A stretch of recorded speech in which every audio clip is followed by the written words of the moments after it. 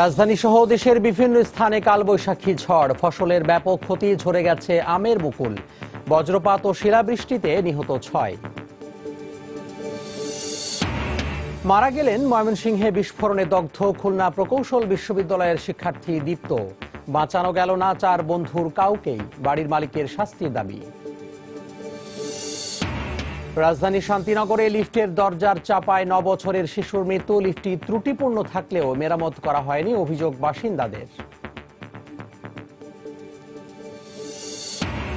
অসুস্থ বেগম জিয়াকে মুক্তি দিয়ে সুচিকিৎসার দাবি বিএনপির। নিয়ম অনুযায়ী সরকার সব ধরনের ব্যবস্থা নেবে, জানালো আওয়ামী লীগ।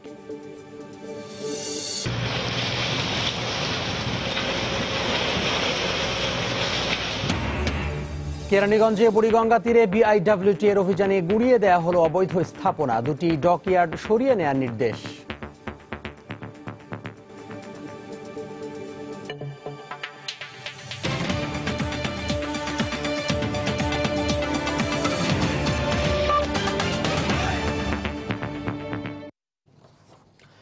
প্রবাসের সময় সঙ্গে আছি আমি তোহা খান তামিম। উত্তরাঞ্চল সহ দেশের বিভিন্ন স্থানে কালবৈশাখী ঝড় ও শিলাবৃষ্টিতে আম সহ বিভিন্ন ফসলের ব্যাপক ক্ষতি হয়েছে। শুক্রবার দুপুরের পর হঠাৎ করেই কালো মেঘে ছেয়ে যায় আকাশ, সেই সঙ্গে শুরু হয় ঝোড়ো হাওয়া, বৃষ্টি। এ সময় দেশের বিভিন্ন স্থানে বজ্রপাত ও শিলাবৃষ্টিতে মারা গেছেন 6 জন। এদিকে বৈরী আবহাওয়ায় 4 ঘন্টা বন্ধ থাকে কাঁঠালবাড়ি শিমুলিয়া রুটে সব ধরনের নৌযান চলাচল। বিস্তারিত ডেস্ক রিপোর্টে। শুক্রবার দুপুরে হঠাৎ রংপুরে শুরু হয় ঝোড়ো বাতাসের তাণ্ডব। প্রায় 1 ঘন্টা বয়ে যায় কালবৈশাখী ঝড়। শিলাবৃষ্টিতে ক্ষেতের শাকসবজি ও হাড়ি ভাঙা আমের ব্যাপক ক্ষতি হয়। জেলার তারাগঞ্জ ও বদরগঞ্জ উপজেলায় বজ্রপাতে 2 জনের মৃত্যু হয়। উত্তর পশ্চিম থেকে ভেসে আসা মেঘমালার প্রভাবে এ ধরনের বৃষ্টি ও ঝড় হয়েছে বলে জানায় বিভাগীয় আবহাওয়া অফিস। কুড়িগ্রামে দুপুরের দিকে কালবৈশাখী ঝড়ে ঘরবাড়ির ব্যাপক ক্ষয়ক্ষতি হয়, ভেঙে যায় গাছপালা। গাইবান্ধায় আকাশে মেঘ জমার পরপরই শুরু হয় শিলাবৃষ্টি। মুষলধারে বৃষ্টিতে গোবিন্দগঞ্জ, সাদুল্লাপুর, সাঘাটা ও ফুলছড়িতে ঝরে পড়ে আমের গুটি। এ সময় শিলার আঘাতে পলাশবাড়ির হোসেনপুরে অন্তত 15 জন আহত হন। নীলফামারীতে ঝোড়ো হাওয়ার সঙ্গে দিনভর ছিল শিলাবৃষ্টি। ডোমার উপজেলার জোড়াবাড়ি, গোমনাতি ও বামুনিয়া সহ বেশ কয়েকটি এলাকায় মরিচ, তামাক ও ভুট্টার ক্ষেত নষ্ট হয়ে গেছে। ক্ষতিগ্রস্ত হয়েছে ঘরবাড়ি। অনেক বড় বড় পাথর পড়ছে, আমাদের ঘরবাড়ি সব শেষ করে দিয়েছে। ধান টান ঘরবাড়ি সব শেষ হয়ে গেল। সিলেটে গত 2 দিন ধরে ঝড় বৃষ্টি হলেও শুক্রবার বিকেলের দিকে হঠাৎ করে কালো মেঘে ছেয়ে যায় আকাশ। অন্ধকার হয়ে যায় নগরীর বিভিন্ন এলাকা। এরপর শুরু হয় কালবৈশাখী ঝড়ের সঙ্গে বজ্রপাত। সুনামগঞ্জে আকাশ জুড়ে মেঘের কারণে চারদিক অন্ধকার হয়ে যায়। আধা ঘন্টার কালবৈশাখী ঝড়ে দিরাই উপজেলার 40টি ইউনিয়নে ঘরবাড়ি বিধ্বস্ত হয়। পঞ্চগড়ের তেঁতুলিয়ায় মুষলধারে বৃষ্টি এক পর্যায়ে শিলাবৃষ্টিতে রূপ নেয়। হঠাৎ বৃষ্টিতে কাজে বের হতে গিয়ে বিপাকে পড়েন মানুষ। আমের মুকুল ঝরে যাওয়ার পাশাপাশি রবি শস্যের ক্ষতিতে উদ্বিগ্ন কৃষক। শিলাবৃষ্টিতে আমের মুকুল, বিভিন্ন ফসল, মরিচ ক্ষেত বিলীন হয়ে গেছে। এরকম বৃষ্টি আমার জীবনে দেখিনি। জমিনের ফসল সব নষ্ট হয়ে গেছে। আমের মুকুল, গাছের পাতা সহ আপনার ঝরে পড়ে গেছে। ঝোড়ো বাতাসের সঙ্গে শিলাবৃষ্টি হয় ঠাকুরগাঁওয়েও। 1 ঘন্টার বৃষ্টিতে শহরের গুরুত্বপূর্ণ সড়কে পানি জমে যায়। আলো কমে যাওয়ায় সড়কে হেডলাইট জ্বালিয়ে এ সময় যানবাহন চলাচল করে। ওয়াহিদা স্বপ্না, সময় সংবাদ। এদিকে শুক্রবার বিকেলে হঠাৎ করে কালো মেঘে ঢেকে যায় রাজধানীর আকাশ। শুরু হয় দমকা হাওয়া, ধূলি ঝড়, বজ্রসহ বৃষ্টি। চারদিক অন্ধকার নেমে আসায় বসন্তের বিকেল রূপ নেয় সন্ধ্যায়। গত কয়েকদিনের তীব্র গরমের পর এই বৃষ্টি নাগরিক জীবনে কিছুটা স্বস্তি নিয়ে আসে। বৃষ্টি খুব বেশিক্ষণ স্থায়ী না হলেও ছুটির দিনে বৃষ্টির প্রস্তুতি ছাড়া ঘুরতে বেরিয়ে কিছুটা বিড়ম্বনায় পড়ে নগরবাসী। এদিকে আবহাওয়া অফিস জানিয়েছে 2রা এপ্রিল পর্যন্ত রাজধানী সহ সারা দেশের বিভিন্ন জায়গায় বৃষ্টি সহ বজ্রপাতের সম্ভাবনা রয়েছে। এ সময় ঝুঁকি এড়াতে বজ্রপাতের সময় সতর্কতা অবলম্বনের পরামর্শ দিয়েছে আবহাওয়া অফিস।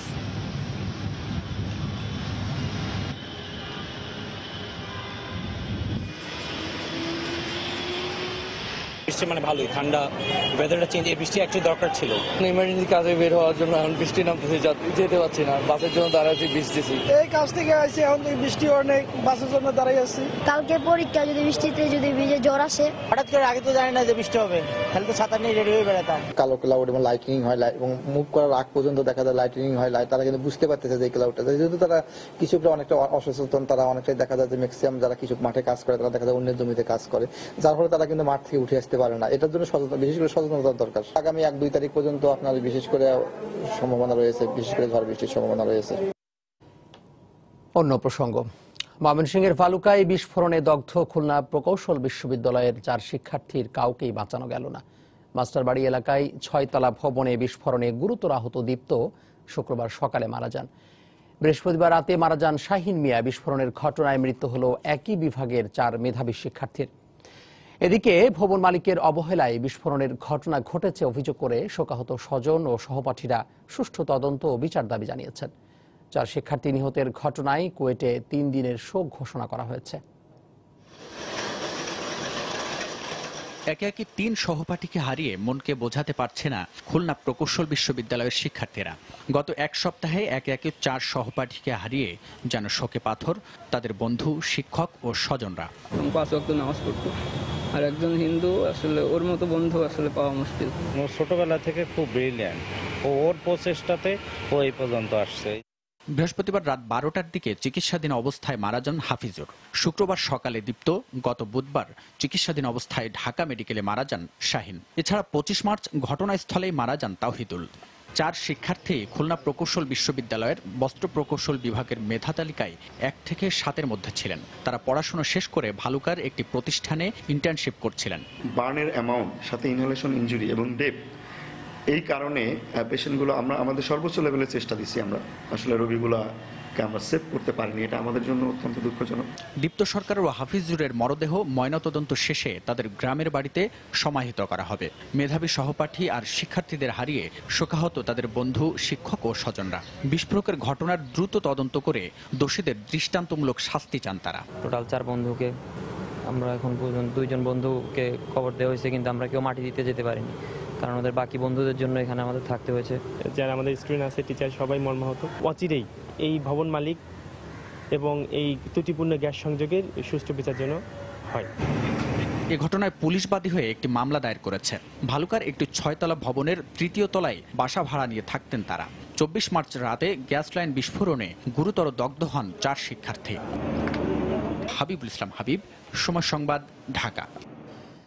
রাজধানীর শান্তিনগরে 18 তলা একটি ভবনে ত্রুটিপূর্ণ লিফটের কারণেই 3য় শ্রেণীর এক শিক্ষার্থী মারা গেছে। এই অভিযোগ ভবনের বাসিন্দাদের। তাদের দাবি, লিফট ত্রুটিপূর্ণ থাকার পরেও কোনো ব্যবস্থা নেয়নি ভবন ব্যবস্থাপনা কমিটি। তবে কমিটির সভাপতি বলছেন, নিম্নমানের লিফটের কারণেই এই দুর্ঘটনা। এদিকে নিয়মিত বিরতিতে লিফট সার্ভিসিং এর পরামর্শ বিশেষজ্ঞদের। রাজধানীর শান্তিনগরের 18 তলা এই ভবনের 15 তলায় শিবরুর রহমান ও উম্মে সালমা দম্পতি থাকতেন তাদের 9 বছর বয়সী মেয়ে উম্মে আলভিরাকে নিয়ে। বৃহস্পতিবার রাত 9:30টার দিকে বাবা মার সঙ্গে বাইরে বের হতে 15 তলা থেকে নিচে নামার সময় আলভিরা লিফটের দরজার 2 পাল্লার মাঝে চাপা পড়ে। এতে মাথায় গুরুতর আঘাত পায় সে। পরে তাকে উদ্ধার করে রাজধানীর একটি হাসপাতালে নেওয়া হলে চিকিৎসক তাকে মৃত ঘোষণা করেন। এই ঘটনায় ক্ষুব্ধ বাসিন্দাদের অভিযোগ, লিফট ত্রুটিপূর্ণ থাকার পরেও কোনো ব্যবস্থা নেয়নি ভবন পরিচালনা পর্ষদ। আজকে এই দুর্ঘটনা কিন্তু আমার বাচ্চার সাথে হইতে পারতো, আমি এখন শুধু সহানুভূতি দেখাইতে এখানে আসছি, বাট যদি আমার বাচ্চার সাথে হইতো আমি তো ছাড়তাম না। প্রায় সেন্সার নষ্ট থাকে বিভিন্ন লিফটে এবং থাকে, কোনো লিফট ম্যান নাই। এই লিফটে যে ছিল সে বাজারে ছিল, অথবা কোনো এই হাউসের কারো ফরমাশ করার জন্য গেছে। 15 তলার এই বাটনে কাজ করে না।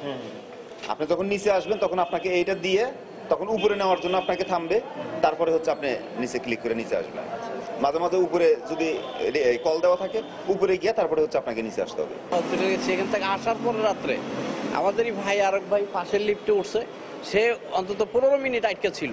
এ বিষয়ে ভবন পরিচালনা পর্ষদের সভাপতি বলছেন, নিম্নমানের লিফটের কারণেই এই দুর্ঘটনা। লিফটের ত্রুটির বিষয়ে বৃহস্পতিবারই দুর্ঘটনার আগে আলোচনা হয়েছিল বলে দাবি তার। 8-9 বছর হয়ে গেছে লিফটের বয়স, আমরা লিফটের সার্ভিসিং ঠিক আছে, লিফটম্যানের ডিউটিতে ছিল, সবকিছু ঠিক ছিল, কিন্তু এটা একটা দুর্ঘটনা। এ ধরনের অপ্রীতিকর ঘটনা এড়াতে নিয়মিত বিরতিতে লিফটের সার্ভিসিং এর কথা বলছেন বিশেষজ্ঞরা।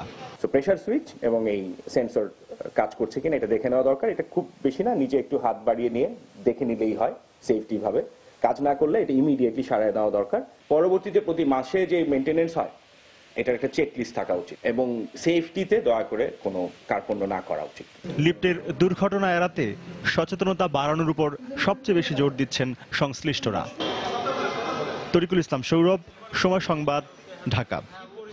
প্রবাসের সময় আরো থাকছে। কেরানীগঞ্জে ভয়াবহ আগুনে পুড়ে গেছে শতাধিক বসতঘর। ফায়ার সার্ভিসের ৬টি ইউনিটের ২ ঘন্টার চেষ্টায় নিয়ন্ত্রণে।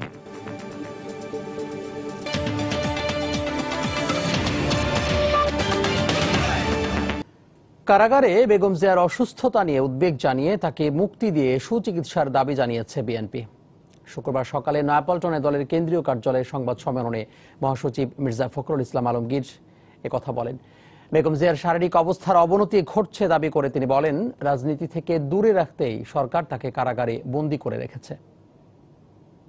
দেশনেত্রী বেগম খালেদা জিয়া, যাকে অন্যায়ভাবে মিথ্যা মামলা দিয়ে সাজা দিয়ে কারারুদ্ধ করে রাখা হয়েছে, তিনি অসুস্থতার কারণে তার কোর্টে আসার কথা ছিল, সেই মামলায় তিনি উপস্থিত হতে পারবেন না। আমরা এই সংবাদে অত্যন্ত উদ্বিগ্ন হয়েছি। ব্যক্তিগত চিকিৎসকদের দিয়ে তার স্বাস্থ্য পরীক্ষা এবং উন্নত চিকিৎসার জন্য তাকে মুক্তি দিয়ে তাকে অবিলম্বে সুচিকিৎসা ব্যবস্থা করার জন্য আমরা সরকারের কাছে জোর দাবি জানাচ্ছি। নিঃশর্ত মুক্তি, যাতে করে তার উন্নত চিকিৎসার প্রয়োজনীয় ব্যবস্থা দেশে হোক বিদেশে হোক আমরা করতে পারি। এদিকে নিয়ম অনুযায়ী বেগম জিয়ার সুচিকিৎসার ব্যবস্থা করা হবে বলে জানিয়েছেন আওয়ামী লীগের সাধারণ সম্পাদক ওবায়দুল কাদের। শুক্রবার দুপুরে দলীয় সভাপতির রাজনৈতিক কার্যালয়ে সম্পাদক মণ্ডলীর সভা শেষে কথা বলেন তিনি। শতাধিক স্থানে সদ্য সমাপ্ত স্থানীয় সরকার নির্বাচন সুষ্ঠু হয়েছে বলেও মন্তব্য করেন ওবায়দুল কাদের। বেগম জিয়া অসুস্থ আছেন একথা বিএনপির মহাসচিব জোর গলা উচ্চারণ করেছেন। এটা যদি সত্যি হয়ে থাকে, তিনি যে ধরনের অসুস্থতা, তার সুচিকিৎসা জন্য অবশ্যই প্রয়োজনীয় ব্যবস্থা নেওয়া হবে। তিনি জেলে আছেন বলে তার প্রতি অমানবিক আচরণ করতে পারে না। আমরা সেই সরকার নই। আমাদের দেশের সুচিকিৎসার ব্যবস্থা আছে, যদি সেরকম প্রয়োজন হয় অবশ্যই আমরা ব্যবস্থা নেব। দেখছেন প্রবাসের সময়, সঙ্গে থাকুন। আমার সাথে কইরো না চালাকি, বুঝলি ব্যাপক ম্যাডনেস। দেখছেন প্রবাসের সময়। Click switch 50,000 bar on of করা যায় নিশ্চিন্তে। ক্লিক সুইচ চলছে, চলবে। প্রধানমন্ত্রী শেখ হাসিনার দাদা শেখ লুৎফর রহমানের 43তম মৃত্যুবার্ষিকী উপলক্ষে মিলাদ মাহফিল অনুষ্ঠিত হয়েছে। ধানমন্ডির 32 নম্বরের বঙ্গবন্ধু ভবনে শুক্রবার সন্ধ্যায় এ মিলাদে প্রধানমন্ত্রী শেখ হাসিনা অংশ নেন।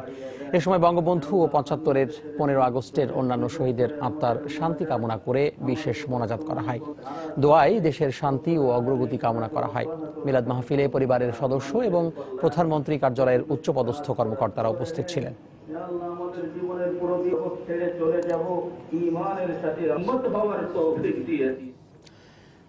চুয়াডাঙ্গার একটি বেসরকারি হাসপাতালে চোখের ছানি অপারেশনের পর 20 জন রোগীর একটি করে চোখ হারাতে হয়েছে। ঘটনা তদন্তে 3 সদস্যের কমিটি গঠন করেছেন জেলা সিভিল সার্জন।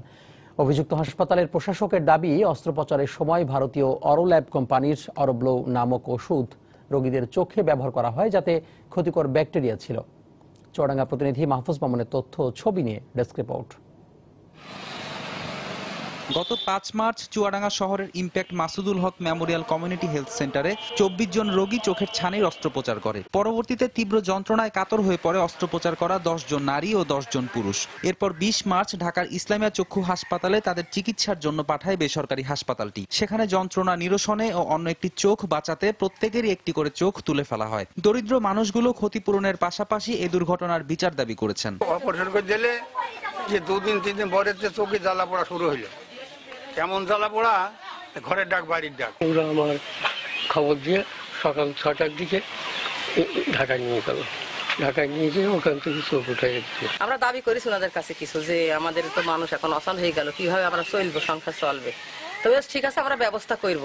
ইতোমধ্যে অভিযুক্ত হাসপাতালটির সব কার্যক্রম বন্ধ করে দেওয়ার পাশাপাশি ঘটনার তদন্তে 3 সদস্যের তদন্ত কমিটি গঠন করেছেন জেলা সিভিল সার্জন। তদন্ত কমিটি সরজমিনে হসপিটাল পরিদর্শন করব এবং হসপিটাল পরিদর্শন করার পরিপ্রেক্ষিতে বলা যাবে যে কি কারণে এই ইনফেকশন বা ভয়াবহ আকার ধারণ করলো।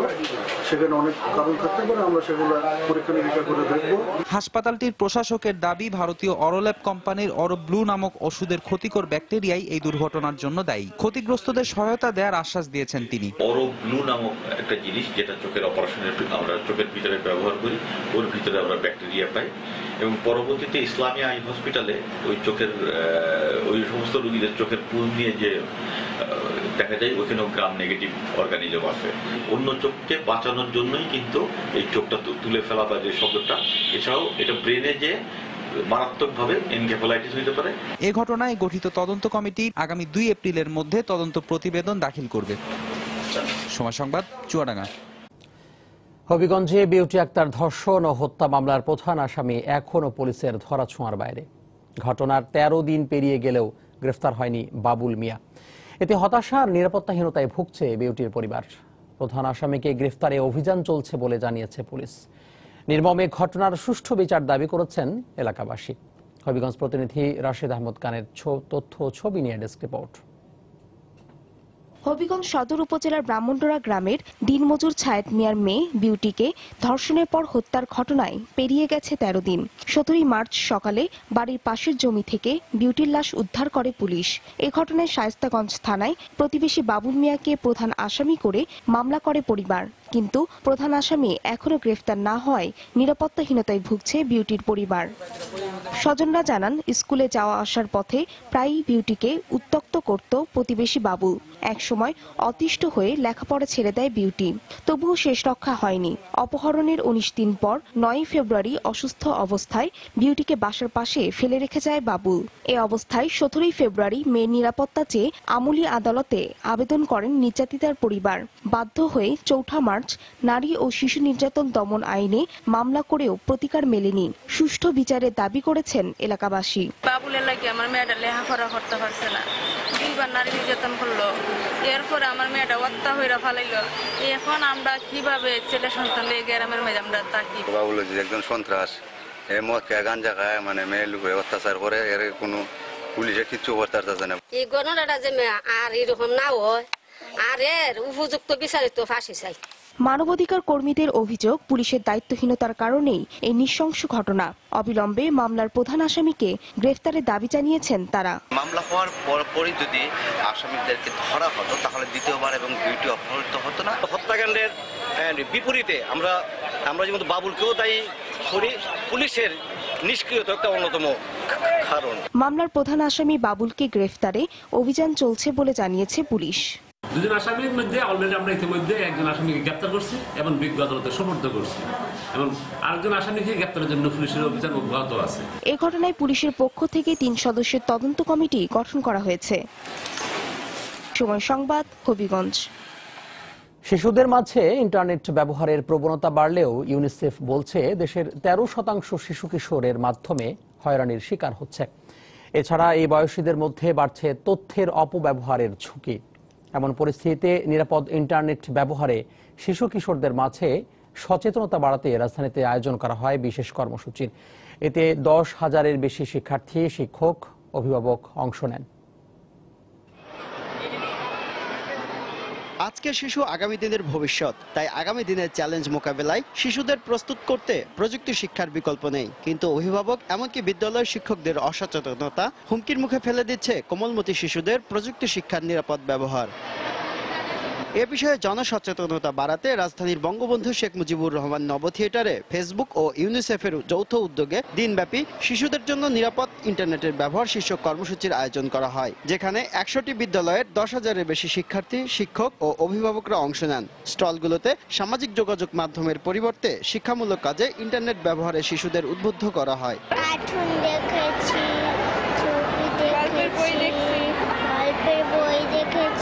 ফেসবুক, তারপর গেম, তারপরে আরো অনেক কিছু ব্যাপারে আমাদের ধারণা দিয়েছে। স্যার আমাদের বলছে যে ফেসবুক কিভাবে চালাতে হবে, ফেসবুক চালানোর নিয়ম কিভাবে, নিরাপত্তা কিভাবে ফেসবুক চালায়।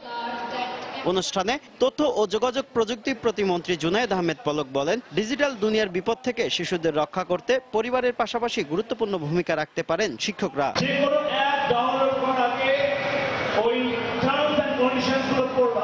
সেটা যদি অথেন্টিক না হয় ডাউনলোড করবে না। ডাউনলোড করলে তোমার ক্যামেরা অন হয়ে যেতে পারে, তোমার মাইক্রোফোন অন হয়ে যেতে পারে, তুমি কি বলছো আরেকজন দূর থেকে তোমার ডিভাইস কন্ট্রোল করে তোমাকে দেখতে পারে, তোমার ফ্যামিলির কনভারসেশন রেকর্ড করতে পারে। দিনব্যাপী এই আয়োজনে শিশু কিশোরদের উপযোগী ইন্টারনেট পণ্য নিয়ে অংশ নেয় 50টির বেশি প্রযুক্তি প্রতিষ্ঠান। শুভ খান, সময় সংবাদ, ঢাকা। প্রবাসের সময় আরও থাকছে। গাজায় ভূমি দিবসের বিক্ষোভে ইসরায়েলি সেনাদের গুলি, 15 ফিলিস্তিনি নিহত, আহত 1400-এরও বেশি।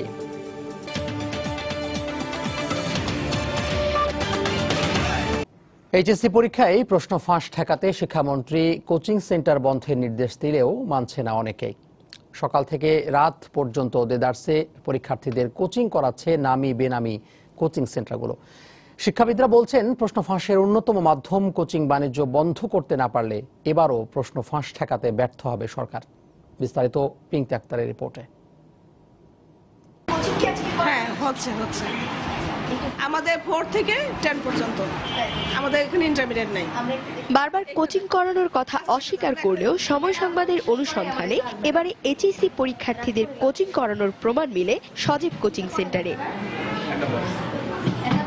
কেবল সজীব কোচিংই নয়, রাজধানীর বিভিন্ন এলাকা ঘুরে দেখা যায় শিক্ষা মন্ত্রণালয়ের নির্দেশের তোয়াক্কা না করে সকাল থেকে রাত পর্যন্ত বেশিরভাগ কোচিং সেন্টারেই এইচএসসি পরীক্ষার্থীদের কোচিং করানো হচ্ছে। এ সময় অনেক শিক্ষার্থীরাই নিজেদেরকে বিভিন্ন শ্রেণীর পরিচয় দিলেও তাদের কাছে এইচএসসি পরীক্ষার বিভিন্ন সাজেশন পাওয়া যায়। তবে শেষ পর্যন্ত কোচিং করানোর কথা স্বীকার করে এর পক্ষে নানা যুক্তি দেখালেন কোচিং শিক্ষকরা। তাদের মতে, পরীক্ষার মাস জুড়ে কোচিং বন্ধ থাকলে একদিকে তাদের আর্থিক লোকসান হবে, অন্যদিকে কোচিং ছাড়া শিক্ষার্থীরা ভালো ফলাফল করতে পারবে না। স্কুল বন্ধ থাকবে, পড়াশোনা হবে না, আর আমরা এখানে স্কুলে কোচিংয়ে আমরা পড়াই, ছাত্রছাত্রীদের যে গ্যাপটা থাকে সেটা ফিল আপ করি। সেবামূলক প্রতিষ্ঠান হলেও তো সেখানে আমাদের অর্থনৈতিক বিষয়টা এখানে যুক্ত। আর এ বিষয়ে অভিভাবকদের মধ্যেও দেখা যায় মিশ্র প্রতিক্রিয়া। কোচিং সেন্টারগুলো তো আমাদের সব দিক দিয়ে মানতেছে, তারা যাদের আর্থিক অবস্থা কম তারা সেটা মানতেছে, কিন্তু বাসার টিচার তো সেটা মানতেছে না।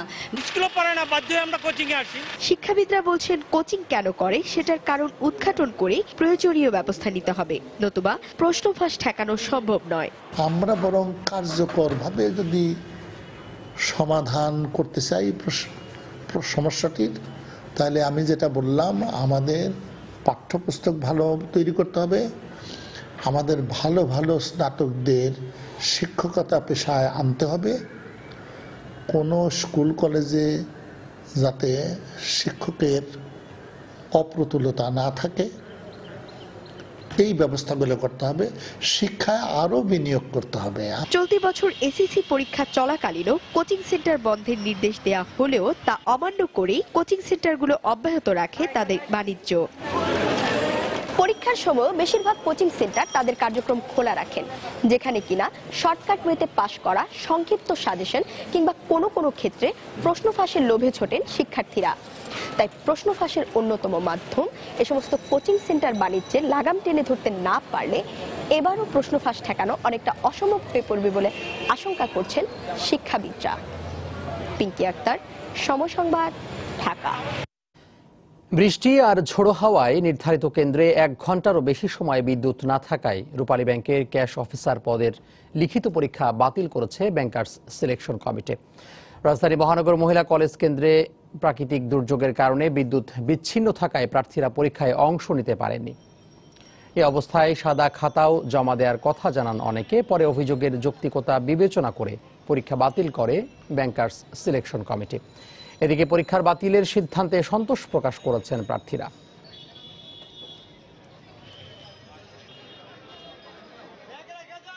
যাদের কাছে মোবাইল ছিল ওরা মোবাইলে নেট ইউজ করতেছিল, অঙ্ক আনতেছে, তারপর আপনার বিদ্যুৎ যাওয়ার পর তাহলে তো ওরা তো অবশ্যই আমাদের থেকে এগিয়ে থাকবে। লোডশেডিং রিলেটেড প্রবলেম হলেও এটা আগে থেকে কর্তৃপক্ষের উচিত ছিল যে তারা জেনারেটর সিস্টেমটা করবে, কারণ একটা মাত্রই সেন্টার যেহেতু এই সেন্টারে অবশ্যই এটা করা উচিত ছিল।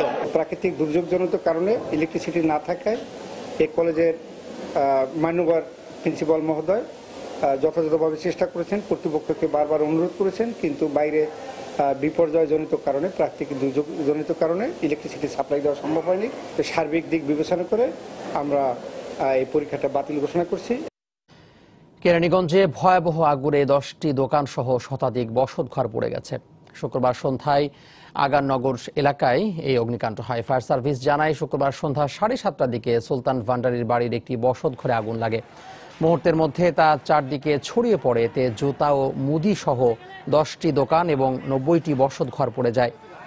খবর পেয়ে ফায়ার সার্ভিসের 2টি ইউনিট নিয়ন্ত্রণে কাজ শুরু করে। পরে পোস্তগোলা ও সদরঘাট থেকে আসা ফায়ার সার্ভিসের আরও 4টি ইউনিট যোগ দেয়। প্রায় 2 ঘন্টা চেষ্টা চালিয়ে ফায়ার সার্ভিসের 6টি ইউনিট আগুন নিয়ন্ত্রণে আনে। তবে আগুনের সূত্রপাত সম্পর্কে তাৎক্ষণিকভাবে কিছুই জানাতে পারেনি ফায়ার সার্ভিস।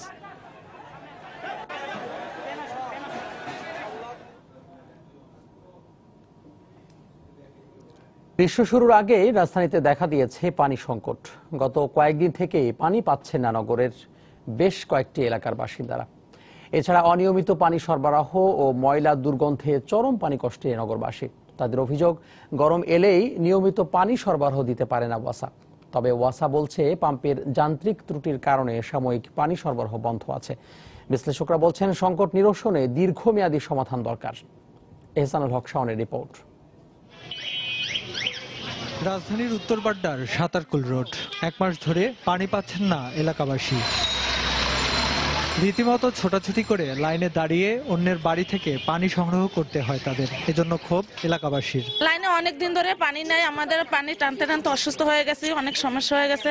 পানি দিতে চায় না, পানি দিনে না রান্না পারি না, ভাত খাওয়া পারি না। আমরা কারণ বাজার হেড অফিসে অ্যাপ্লিকেশন করছি, ওনারা জোনাল অফিস থেকে বলতেছে রাস্তার লাইন উঁচা, পাইপের লাইন উঁচা আছে, এইটা লাইন নিচা করতে হবে। 1 সপ্তাহ পানি নেই মতিঝিলের আরামবাগে। দীর্ঘদিন ধরে একদিন পর পর রাতে পানি পাচ্ছেন মণিপুরের কাঁঠালতলাবাসী। এছাড়া দুর্গন্ধ ময়লাযুক্ত পানি মগবাজার, গ্যান্ডারিয়া ও ধোলাইখালে। পানি কষ্ট রয়েছে মিরপুর, আগারগাঁও, খিলগাঁও, মান্ডা, পূর্ব জুরাইন ও পুরান ঢাকার নাজিরা বাজারে। আমাদের এই এলাকায় অনেকদিন যাবতীয় পানিতে দুর্গন্ধ, তারপরে পানির কালার ইয়েলো কালার হয়ে থাকে। 1 সপ্তাহ ধরে আমাদের পানি নেই, আমরা পানির অনেক কষ্ট করতেছি, গোসল করতে পারি না। ওয়াসার তথ্য মতে নগরীতে পানির চাহিদা প্রতিদিন 230 থেকে 235 কোটি লিটার। উৎপাদন হয় চাহিদার চেয়েও বেশি 242 কোটি লিটার। ওয়াসা বলছে সামান্য কিছু অবৈধ সংযোগের কারণে কিছু কিছু এলাকায় ময়লা পানি যাচ্ছে, কয়েকটিতে রয়েছে যান্ত্রিক ত্রুটি। 780টা পাম্প থেকে আমরা কিন্তু আন্ডারগ্রাউন্ড পানি এক্সট্রাক্ট করি এবং খুব হরহামেশাই এই 1টা 2টা 5টা পাম্প যখন খারাপ থাকে তখন ওই এলাকায় একটু সামান্য সমস্যা হয়। কাজে আমরা যেটাকে বলছি যে পকেট সমস্যা, কেন যে আমাদের সামগ্রিক পানির যে উৎপাদন সেটা কিন্তু প্রত্যেক দিনই আমাদের টোটাল ডিমান্ডের চেয়ে বেশি। তবে বিশ্লেষকরা বলছেন জনদুর্ভোগকে প্রাধান্য দিয়ে পুরো ব্যবস্থাটাকে সাজানো দরকার। ব্যালেন্স নেটওয়ার্কের কথা চিন্তা করি তাহলে এটার সিস্টেম ডিজাইনই অন্যরকমের। সেটা হচ্ছে যে একটা বাদার পাইপ লাইন থাকবে থ্রু আউট দি, আইদার এটা পেরিফেরিয়াল হোক অথবা বড় রাস্তা দিয়ে হোক, যাতে করে সেই পাইপ দিয়ে যে কোনো জায়গা থেকে ক্রাইসিস হলে পানি অন্যখানে ট্রান্সফার করা যায়। এ গরমে পানির সংকট সমাধানে কর্তৃপক্ষ আন্তরিক না হলে চরম দুর্ভোগ নেমে আসবে রাজধানীবাসী। তাই যথাযথ পদক্ষেপ নিয়ে চলমান সংকটের সমাধান চাইছেন ভুক্তভোগীরা। এহসানুল হক শাওন, সময় সংবাদ, ঢাকা। নদীতে কৃত্রিমভাবে চর বানিয়ে নির্মাণ করা বিভিন্ন স্থাপনা উচ্ছেদ করেছে বিআইডব্লিউটিএ। এছাড়া 2টি ডকইয়ার্ডকে সরিয়ে নেওয়ার নির্দেশ দেওয়া হয়। শুক্রবার সকালে সংস্থার যুগ্ম পরিচালকের নেতৃত্বে কেরানীগঞ্জের চর মীরের বাগ এলাকায় বুড়িগঙ্গার আশপাশে এ অভিযান চালানো হয়। তবে চরের বিভিন্ন স্থাপনার মালিকরা বলছেন অনেকের কাছে বৈধ কাগজপত্র থাকা সত্ত্বেও স্থাপনা ভেঙে ফেলা হচ্ছে।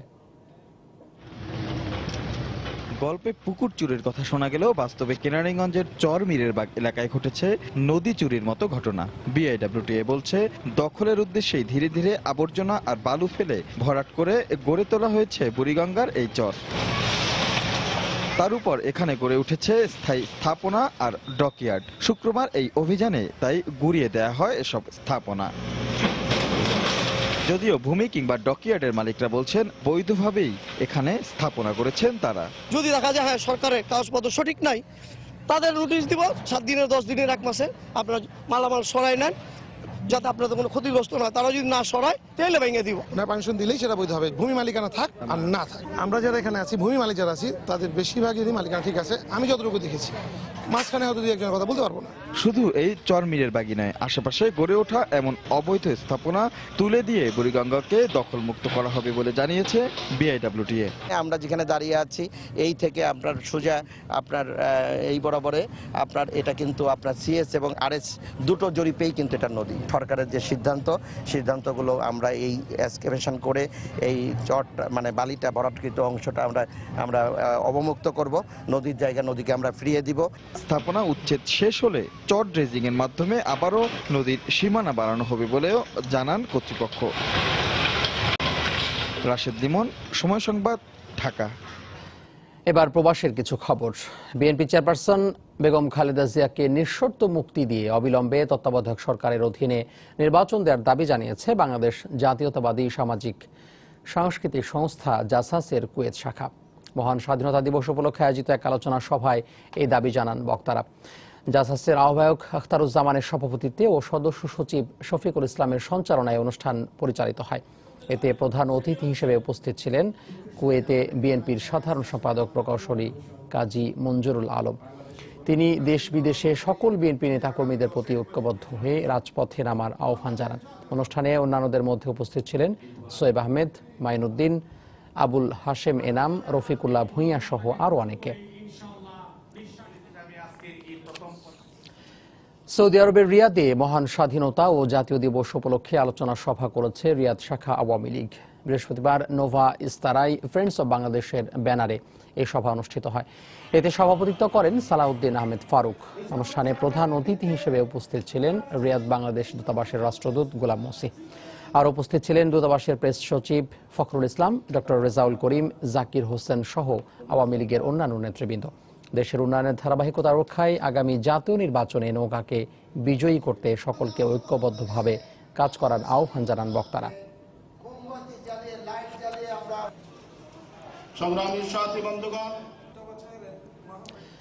মহান স্বাধীনতা দিবস উপলক্ষে সংযুক্ত আরব আমিরাত আল আইন আওয়ামী লীগের উদ্যোগে আলোচনা সভা অনুষ্ঠিত হয়েছে। বৃহস্পতিবার রাতে স্থানীয় একটি হোটেলে এই সভার আয়োজন করা হয়। এতে সভাপতিত্ব করেন সংগঠনের সভাপতি নুরুল ইসলাম রুবেল। অনুষ্ঠানে বক্তব্য রাখেন আল আইন আওয়ামী লীগের সহ সভাপতি আব্দুর রউফ রাফি, আমিনুল ইসলাম, মুজাম্মেল চৌধুরী সহ অন্যান্য নেতৃবৃন্দ। এ সময় মুক্তিযুদ্ধের চেতনায় নতুন প্রজন্মের জন্য সোনার বাংলাদেশ গড়ে তুলতে সকলকে ঐক্যবদ্ধভাবে কাজ করার আহ্বান জানান বক্তারা। আলোচনা শেষে শহীদদের স্মরণে বিশেষ মোনাজাত করা হয়।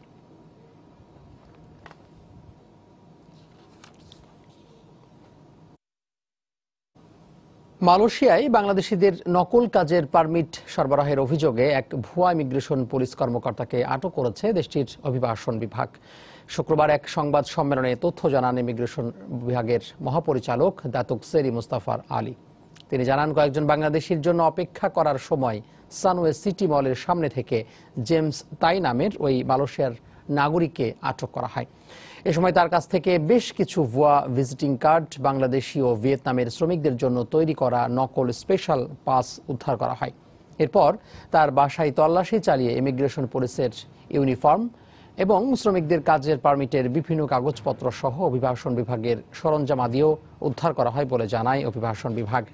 আটক জেমস তাই বাংলাদেশি শ্রমিকদের কাছ থেকে বিভিন্ন সময় ভিসা দেওয়ার নাম করে টাকা নিয়ে তাদের নকল ভিসা সরবরাহ করত বলেও জানা গেছে।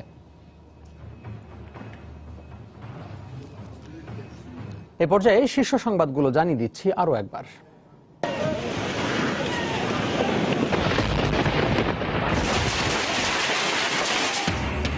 রাজধানী সহ দেশের বিভিন্ন স্থানে কালবৈশাখী ঝড়, ফসলের ব্যাপক ক্ষতি, ঝরে গেছে আমের মুকুল, বজ্রপাত ও শিলাবৃষ্টিতে নিহত 6। মারা গেলেন ময়মনসিংহে বিস্ফোরণে দগ্ধ খুলনা প্রকৌশল বিশ্ববিদ্যালয়ের শিক্ষার্থী দীপ্ত। বাঁচানো গেল না 4 বন্ধুর কাউকেই, বাড়ির মালিকের শাস্তি দাবি। রাজধানী শান্তিনগরে লিফটের দরজার চাপায় 9 বছরের শিশুর মৃত্যু। লিফটটি ত্রুটিপূর্ণ থাকলেও মেরামত করা হয়নি, অভিযোগ বাসিন্দাদের। অসুস্থ বেগম জিয়াকে মুক্তি দিয়ে সুচিকিৎসার দাবি বিএনপির। নিয়ম অনুযায়ী সরকার সব ধরনের ব্যবস্থা নেবে জানালো আওয়ামী লীগ।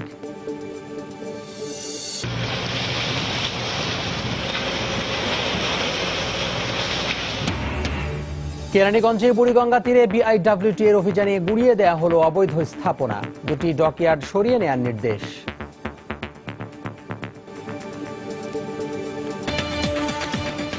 এই ছিল প্রবাসের সময়। যে কোনো খবর পেতে ভিজিট করুন সময়নিউজ.tv। এছাড়া এই মাত্র পাওয়া খবর মোবাইলে পেতে SMS করুন *স্পেস বিএন লিখে পাঠিয়ে দিন 16242 নম্বরে। যে কোনো বাংলা লিঙ্কের রবি নম্বর থেকে সময় সংবাদের খবর অনুষ্ঠান সূচি জানতে এবং যে কোনো তথ্য সময় সংবাদকে জানাতে ডায়াল করুন 16242 নম্বরে। আর সঙ্গে থাকুন সময়ের।